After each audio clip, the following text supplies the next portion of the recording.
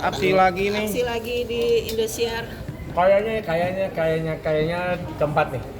Kayaknya keempat, alhamdulillah masih dipercaya, masih diberi kesempatan, dan mudah-mudahan masih tetap sehat dan masih tetap ger gitu, masih tetap seger juga. Apa sih Pak Ustadz mungkin yang hikmah yang didapat, ilmu yang didapat di sini apa buat masyarakat? Ya tentu pencarian bakat, ajang untuk mencari para dai, ustadz, ustazah itu penting. Karena balik lagi regenerasi juga penting. Dan keilmuan juga penting. Karena nggak selalu itu mulu metodenya. Tentu banyak banget yang bisa kita ambil, kita gali dari ustadz-ustadz yang memang mereka sudah hebat. Cuman mungkin belum muncul ke permukaan. Dan itu bisa bikin pemirsa jadi nggak jenuh. Temanya mungkin sama, takwa, iman, sholat, puasa, dan lain sebagainya. Tapi metode yang berbeda itu bisa bikin kita tuh seneng dalam menerima masukan tentang agama. Dengan jadwal Ustadz yang padat, dipesan dari berapa lama sebelum kami Indonesia nih Ustadz? Dari awal selesai apa namanya itu aksi tahun lalu ya, itu Bu Siwi sudah langsung WhatsApp. Tahun depan pokoknya jangan kemana-mana, udah gitu. Siap tante.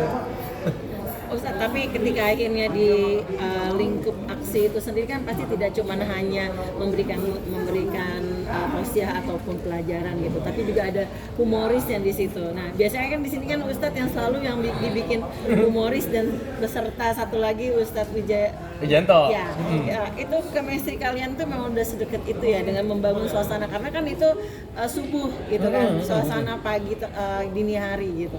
Gimana tuh Ustadz? Ya, pertama tentu membangun chemistry itu gampang, insya Allah, asal mau mengetahui bagaimana karakter seseorang itu ya. Oh modelnya kayak gini, oh Ustadz Wijanto masuk tuh senangnya begini, Ustadz Subki begini, Mamah tuh begini, dengan karakter yang kelihatannya emosional tapi sebetulnya bukan. Dan saya harus mengimbangi bagaimana menempatkan diri sebagai anak kepada emaknya. Ustadz Wijanto mungkin sebagai teman anak tapi teman yang suka clash saya dengan Ustadz Wijanto.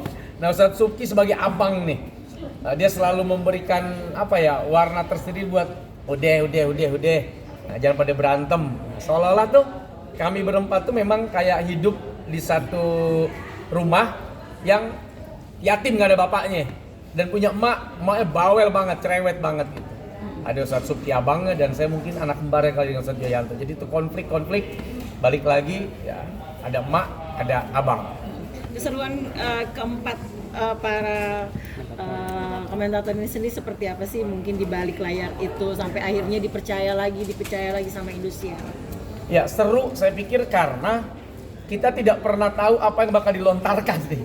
Dilontarkan oleh Ustadz Subki, dilontarkan oleh Mama, Ustadz Wijanto, termasuk saya juga nggak tahu apa yang akan saya lontarkan nanti dengan teman-teman komentator lainnya atau dengan para host kepada kami nggak pernah tahu apa yang akan dilontarkan, sehingga ya menjadi tantangan tersendiri untuk tetap bisa mengalir, untuk tetap bisa dinikmati, dan pada akhirnya ya muncullah tadi keseruan itu karena memang tidak pernah dikonsep, serunya mengalir gitu aja gitu. Nah, tapi kan ini lagi bulan Ramadan, ketika Ramadan itu kan pasti ada yang namanya sahur. Nah, itu menyempatkan sahurnya seperti apa sih tadi yang dibilang Ivan gitu kan? Tangan kanan megang tangan kiri megang mie, tangan kanan masih megang abis makan gitu. Dan di komentator sendiri seperti apa tuh? Di depan orang udah on, dia masih makan tuh kayaknya. Makanya langsung kena kamera. Selalu ada waktu sih. Karena balik lagi kalau kombrek tuh mungkin 5-10 menit, 15 menit itu waktu yang sangat mahal sih buat kita. Tapi balik lagi alhamdulillah masih dikasih kesempatan dengan adanya kombrek tadi, langsung geser semua. Ada yang di tempat duduk makan bareng-bareng, ada yang geser dulu keluar karena ingin menikmati suasana biar nggak kedinginan sambil makan. Begitu udah 1 minute langsung tinggalin semuanya, duduk manis kayak nggak ada apa-apa gitu.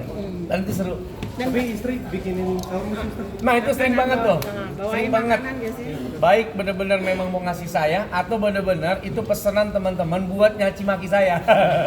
Begitu ntar makanannya selalu dicari aibnya tuh sama host itu tuh. Itu pada nggak tahu diri. Ya?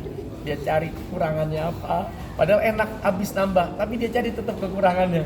Dan itu bikin April jadi sebel. Tapi gue bilang, udah bawain lagi. Kalau dia bilang gak enak, lu bikin lagi yang gak enak.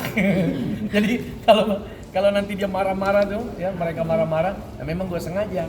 Karena supaya pahala bini gue makin banyak, gue bilang. Makin sebel. Sering datang Ustaz ke tempat Nemenin pernah, tapi bukan tiap hari karena tahun lalu kan anak masih kecil juga ya, masih 4 tahun. Tahun ini udah 5. Insya Allah mau masuk 6. Harusnya sih udah bisa ditinggal kalaupun nanti mau nemenin saya gitu. Menu favorit yang dibawa istri mungkin apa gitu? Nasi uduk, pate, jengkol, sambal udang balado, bakso, macam-macam. Dan itu dibawa Tahu tuh, dibawain. Tahu makan jengkol tuh Ustaz? Makan terus. Itu obat obat supaya Nafsu kita makan ya? enggak, supaya kita bisa khusyuk dalam ibadah. Karena nggak ada yang mau mendekat. Nggak ada yang mau mendekat dan nggak ada yang mau menggoda. Buset, bau banget mulutnya. Ustaz, jadwal makin padat kan nih bulan Ramadan nih. Alhamdulillah. Umur udah nggak muda lagi, ngatur jadwal sendiri aduh, gimana nih Ustaz? gue udah tua banget ya. Umur udah nggak muda lagi, semangat nih dong, masih muda. Makanya walaupun jadwal padat, ya tetap sarapan, apalagi makan, minum yang cukup lah, vitamin, madu. Yang penting kata istri gua asal jangan di madu gitu. Gak apa-apa lu minum madu kata dia. Biar sehat. Anak masih kecil-kecil, jangan sampai kan lakinya meninggal, tinggalin janda kaya.